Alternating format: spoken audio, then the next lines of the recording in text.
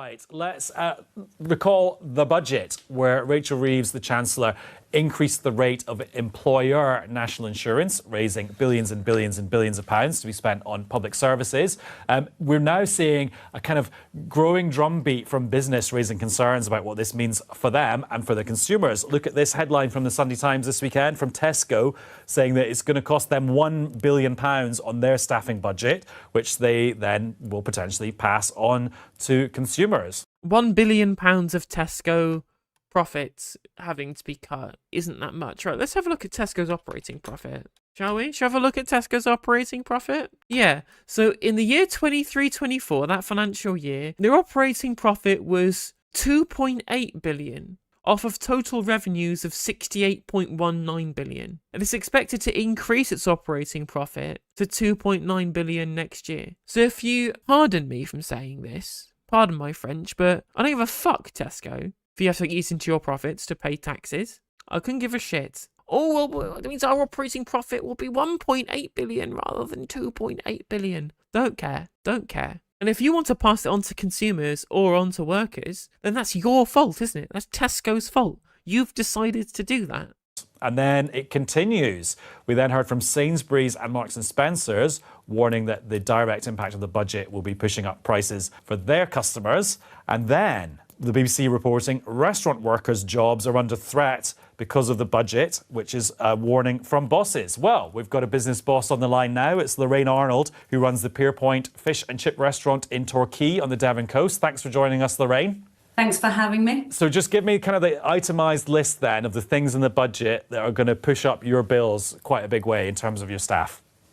Well, it starts there and it's quite astonishing. It's unbelievable, but the figures are there.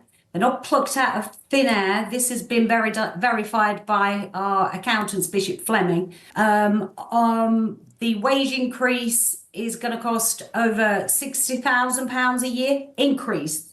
The national insurer is circa 30k. The reduction in the rates relief is going to cost me 70k. It's roughly around 100k on the current bill, which was 628,000 this year end on my wage bill. Now, I've got to. How big is your fish and chip shop? How big is your fish and chip shop? You're spending £600,000 a year on wages. Say, Adam, they're talking about working people. We are the working people. The entrepreneurs, the small business owners, the people who've built these businesses up from scratch. Well, if you're the owner now, rather than someone who's on the tills, you're not a working person anymore, are you? You previously were working, but now you're an owner. Now you're doing ownership. What you're doing is owning. And even then, you're not being taxed on your salary as an employee, even if you are working for the business that you own.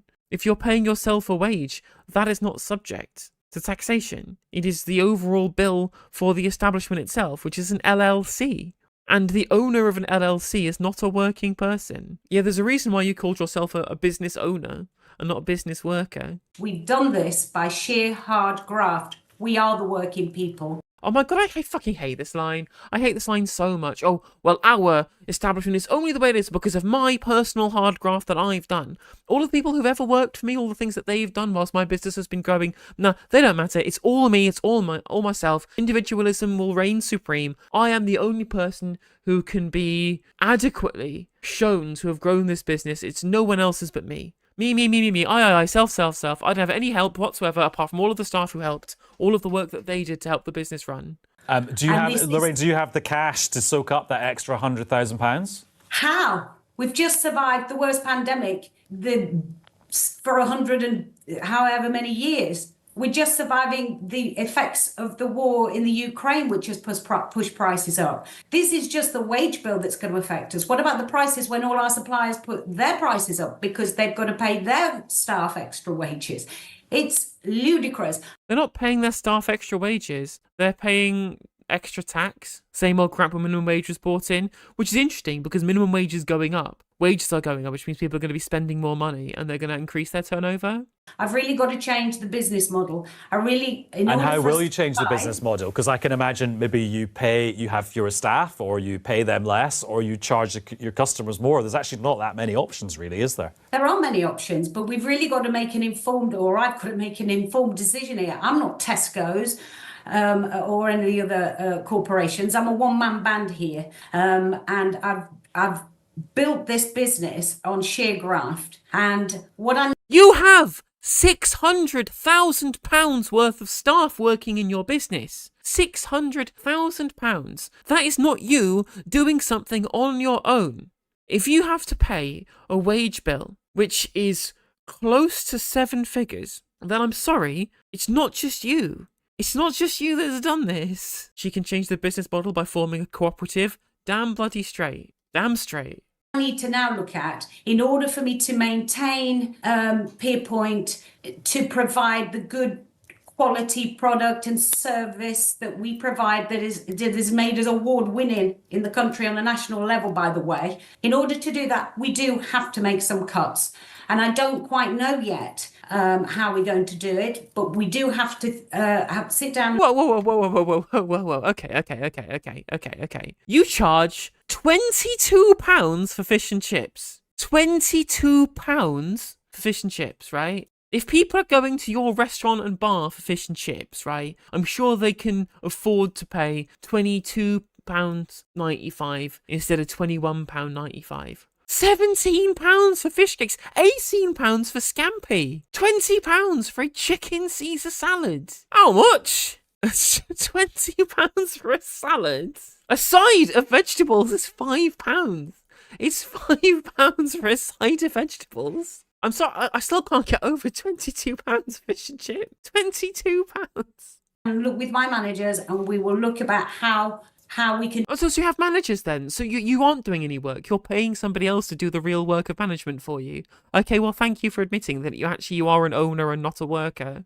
Do this. So could that be job cuts? So that could be what, tens of job cuts? In the summertime, I go up to employ circa 60 people. That includes short-term workers, etc. That's going to have to stop, unfortunately. I won't be able to do that. I also carry some of my team through the winter because I'm aware they've got to live in, they have to earn a living, and they've got to pay bills themselves.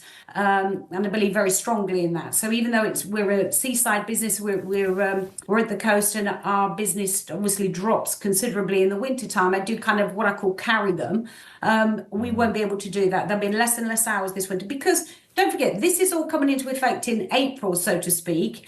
However, and the effects of it won't be seen until this time next year. You can't wait till there's no money whatsoever in the pot in order to try and save money. Okay, let put some of those points to Nessel, who's the Labour MP. Okay, Rachel Reeves said she wasn't going to tax working people, but actually we've just seen quite eloquently there the knock-on effect of the employer increase will be on employees. And you can't deny that. And I think Rachel Reeves has been clear that she's not immune to some of those challenges. And, you know, small and medium-sized businesses are often the backbone of our communities. But, you know, when you set an annual budget, you do it within, if you are a responsible government, you do it with fiscal rules, you do it within an envelope, you do it in a way that is honest about the choices that you have to make. And yes, there was a £22 billion gap. There were choices to be made. And we were clear in our manifesto that working people shouldn't have to pay for that burden. And it's a promise that we have kept.